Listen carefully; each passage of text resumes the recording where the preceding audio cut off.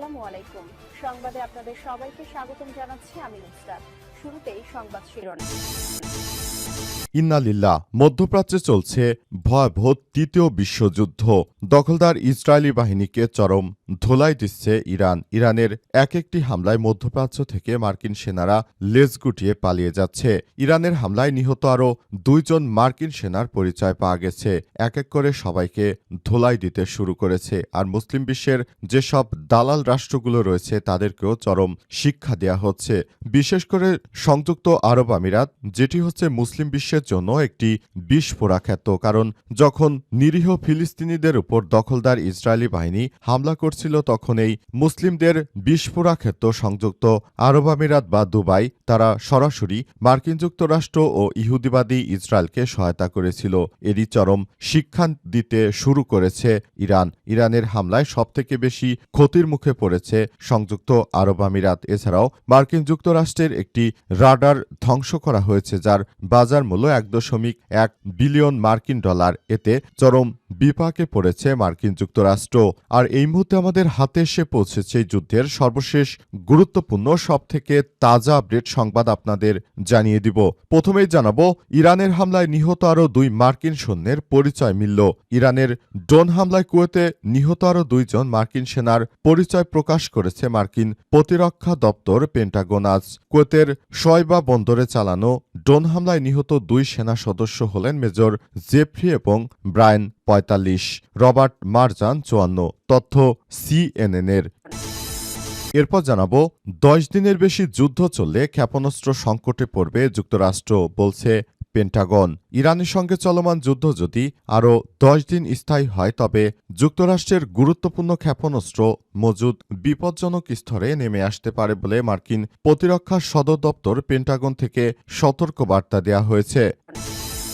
এদিকে বিশ্বজুড়ে ইসরায়েলি দূতাবাসের হামলার হুঁশিয়ারি ইরানের। লেবাননে ইরানি দূতাবাসের কোনো ধরনের হামলা হলে বিশ্বজুড়ে ইসরায়েলি সব দূতাবাস লক্ষ্যবস্তু করা হবে বলে হুঁশিয়ারি দিয়েছেন ইরানের সশস্ত্র বাহিনী। আজ দেশটির সশস্ত্র বাহিনীর জ্যেষ্ঠ মুখপাত্র ব্রিগেডিয়ার জেনারেল আবুল ফজল শেরাকচি এই হুমকি দিয়েছেন। এদিকে ইরাকের কুর্দিস্তানে ইরান বিরোধী বিচ্ছিন্নতাবাদী বাহিনীর উপর ইরানের হামলা। ইরাকের কুর্দিস্তানে ইরান বিরোধী বিচ্ছিন্নতাবাদীদের লক্ষ্য করে হামলা চালিয়েছে ইরান, এমনটাই জানিয়েছে দেশটির রাষ্ট্রীয় গণমাধ্যম। ইরানের প্রেস টিভি জানিয়েছে যে প্রতিবেশী ইরাকের কুর্দিস্তান অঞ্চলে ইরান বিরোধী বিচ্ছিন্নতাবাদী শক্তি লক্ষ্য করে একটি সামরিক অভিযান শুরু করেছে ইরানি বাহিনী। এবং সর্বশেষ জানাবো দেশের সংবাদ। প্রকাশ্যে কুপিয়ে গুলি করে ব্যবসায়ীকে হত্যা, ভিডিও ভাইরাল। খুলনা নগরীর ডাকবাংলা মোড়ে বাটা দোকানের শোরুমে ঢুকে প্রকাশ্যে কুপিয়ে এবং গুলি করে মাসুম বিল্লাহ নামের এক ব্যবসায়ীকে হত্যা করেছে বিএনপির সন্ত্রাসীরা। আজ রাত 9টার দিকে এই ঘটনা ঘটে। এই ঘটনার পর তার লাশ উদ্ধার করেছে পুলিশ এবং এই ঘটনায় অশোক ঘোষ নামের এক বিএনপির চাঁদাবাজ ও সন্ত্রাসীকে আটক করেছে পুলিশ। প্রিয় দর্শক, এতক্ষণ শুনছিলেন সংবাদ শিরোনাম, এবারে বিস্তারিত। তবে তার আগে বন্ধুরা অনুরোধ থাকবে, এই সংবাদটিতে একটি লাইক দিন। এই চ্যানেলে আপনি নতুন হয়ে থাকলে আমাদের সংবাদটি দেখতে দেখতে চ্যানেলটি সাবস্ক্রাইব করে রাখুন। কমেন্ট করে বন্ধুরা আপনার মূল্যবান মতামত জানিয়ে দিন আপনি বিশ্বের কোন দেশ থেকে বা বাংলাদেশের কোন স্থান থেকে আমাদের সংবাদটি দেখছেন এবং শুনছেন। আর বন্ধুরা, সংবাদটি আপনার সোশ্যাল মিডিয়া ফেসবুকে শেয়ার করে বন্ধুদেরও দেখার সুযোগ করে দিন। গাজা যুদ্ধে আপনি যদি নিরীহ ফিলিস্তিনিদের ভালোবেসে থাকেন কমেন্টে ইয়েস লিখে পুরো বিশ্বকে জানিয়ে দিন। এবারে বিস্তারিত।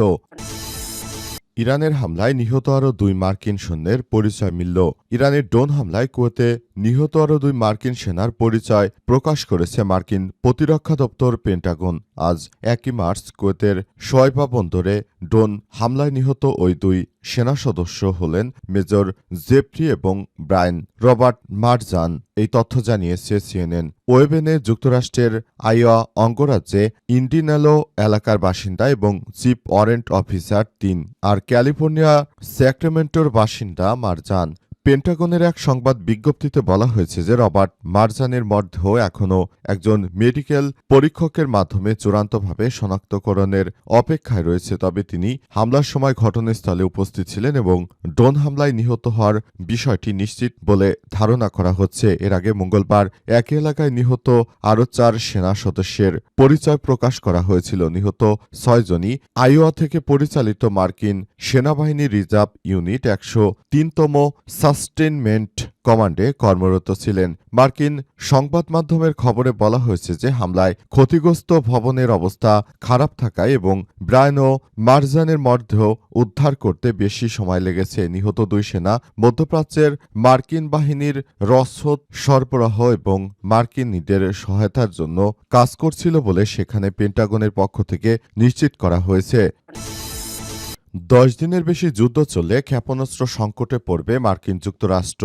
পেন্টাগনের সতর্কবার্তা, ইরানের সঙ্গে চলমান যুদ্ধ যদি আরও 10 দিন স্থায়ী হয় তবে মার্কিন যুক্তরাষ্ট্রের গুরুত্বপূর্ণ ক্ষেপণাস্ত্রের মজুদ বিপজ্জনক স্তরে নেমে আসতে পারে বলে মার্কিন প্রতিরক্ষা সদর দপ্তর পেন্টাগন থেকে সতর্ক করা হয়েছে। কাতার ভিত্তিক সংবাদ মাধ্যম আল জাজিরার এক প্রতিবেদনে জানানো হয়েছে যে যুদ্ধের 4র্থ দিনে পৌঁছে পেন্টাগনে উচ্চপদস্থ কর্মকর্তারা প্রেসিডেন্ট ডোনাল্ড ট্রাম্পকে এই সম্ভাব্য ঝুঁকি সম্পর্কে অবহিত করছেন।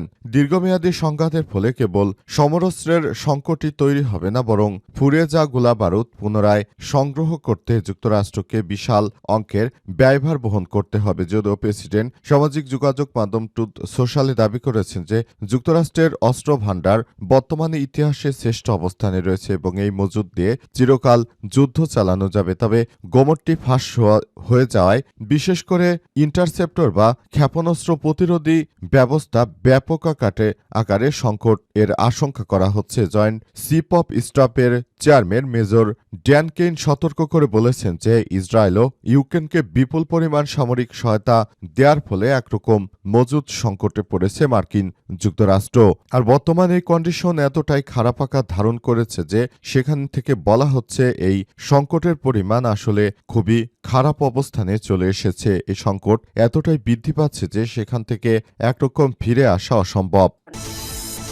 বিশ্বজুড়ে ইসরায়েলি দূতাবাসে হামলার হুঁশিয়ারি ইরানের। লেবাননে ইরানি দূতাবাসে কোনো ধরনের হামলা হলে বিশ্বজুড়ে ইসরায়েলি সব দূতাবাসকে লক্ষ্যবস্তু করা হবে বলে হুঁশিয়ারি দিয়েছেন ইরানের সশস্ত্র বাহিনীর সদস্যরা। দেশটির সশস্ত্র বাহিনীর জ্যেষ্ঠ মুখপাত্র ব্রিগেডিয়ার জেনারেল আবুল ফজল শেকারচি এই হুমকি দিয়েছেন। বৈরুতে ইরানের কূটনৈতিক মিশনে ইসরায়েলি হামলার হুমকির বিষয়ে শেকারচি বলেছেন, ইসরায়েল নামের অপরাধী রাষ্ট্রটি বারবার আন্তর্জাতিক সীমা এবং রীতিনীতির তোয়াক্কা না করার প্রমাণ দিয়েছে। ইসলামিক প্রজাতন্ত্র ইরানের ব্যাপারে ক্ষমতা থাকা সত্ত্বেও আন্তর্জাতিক বিবেচনা রোধ এবং বিশ্বের বিভিন্ন দেশের কূটনৈতিক সম্পর্কের প্রতি শ্রদ্ধা ও সংযম প্রদর্শন করছে তেহরান। শেকারচি আরও বলেছেন, যুক্তরাষ্ট্র ও ইসরায়েল ছাড়া বিশ্বের অন্য কোনো দেশের সঙ্গে ইরানের কোনো ধরনের শত্রুতা কিংবা বিরোধ নেই। সুতরাং এর থেকে বলতে পারি যে বিশ্বের প্রতিটি দেশের সঙ্গে ইরানের সম্পর্ক খুবই ভালো। শুধুমাত্র মার্কিন যুক্তরাষ্ট্র তারা তাদের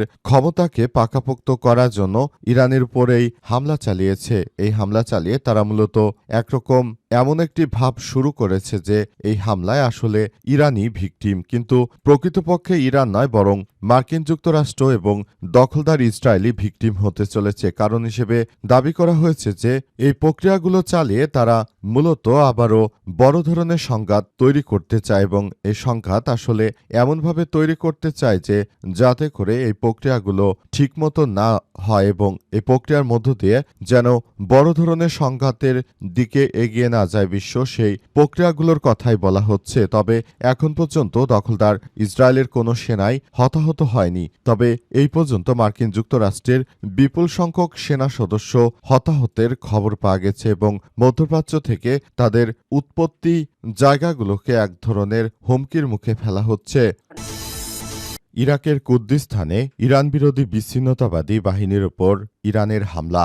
ইরাকের কুর্দিস্তানে ইরান বিরোধী বিচ্ছিন্নতাবাদীদের লক্ষ্য করে হামলা চালিয়েছে ইরান, এমনটাই জানিয়েছে দেশটির রাষ্ট্রীয় গণমাধ্যম। ইরানের প্রেস টিভি জানিয়েছে যে প্রতিবেশী ইরাকের কুর্দিস্তান অঞ্চলে ইরান বিরোধী বিচ্ছিন্নতাবাদী শক্তি লক্ষ্য করে একটি সামরিক অভিযান শুরু হয়েছে।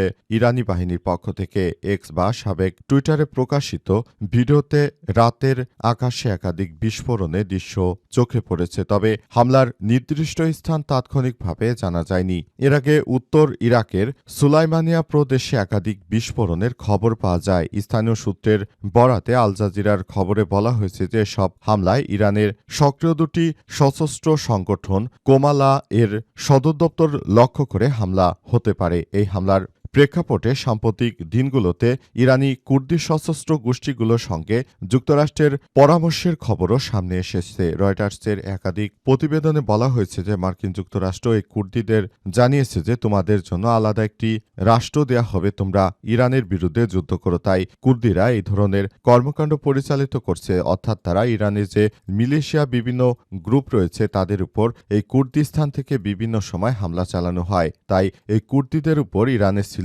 দীর্ঘদিনের একটি ক্ষোভ। সেই ক্ষোভের জায়গা থেকে এবার কুর্দিদের উপরও হামলা চালানো হচ্ছে। এসব গোষ্ঠী